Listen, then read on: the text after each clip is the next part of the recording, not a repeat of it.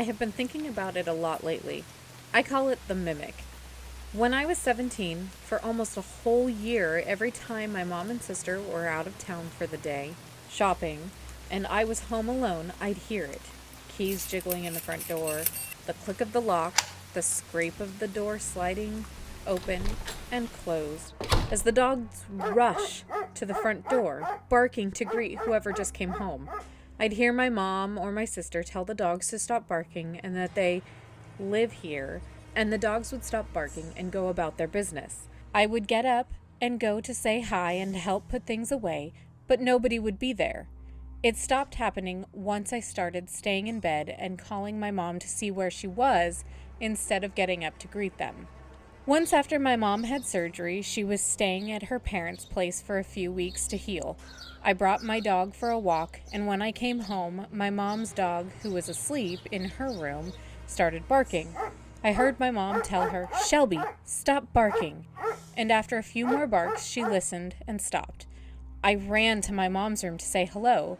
I hadn't seen her in a few weeks at that point, and I didn't know she was coming home, but her room was empty.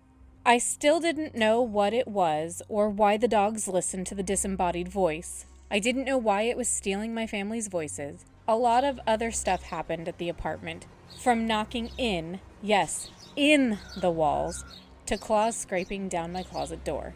In the same apartment, my sister had just left for her boyfriend's and my mom was at work. I started feeling sick one day. I grabbed a banana and went to my room to try and feel better. Almost as soon as I got into bed, I heard a knocking coming from inside the walls. I could replicate it exactly by knocking my knuckle against the wall. I called my sister crying because I didn't know what it was, and she came home. But just before the front door opened, the knocking stopped. She made sure I was all right, then left again, and everything was quiet. I stood up to go throw my banana peel away, and as I was walking past my closet and out of my bedroom, I heard one final knock in the walls.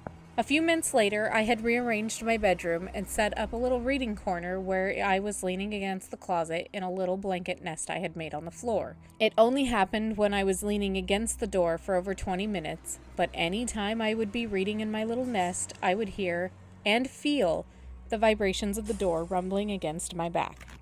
What sounded like claws dragging down the inside of the closet door trying to get out. It only happened 3 times before I rearranged my room again.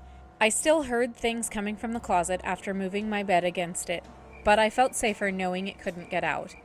I still don't know what it was in my apartment, but I'm glad it didn't follow me when I left. Thank you so much for listening. What do you guys think? Have you ever dealt with a disembodied voice that was mimicking your family members or other loved ones? Please let me know in the comments down below.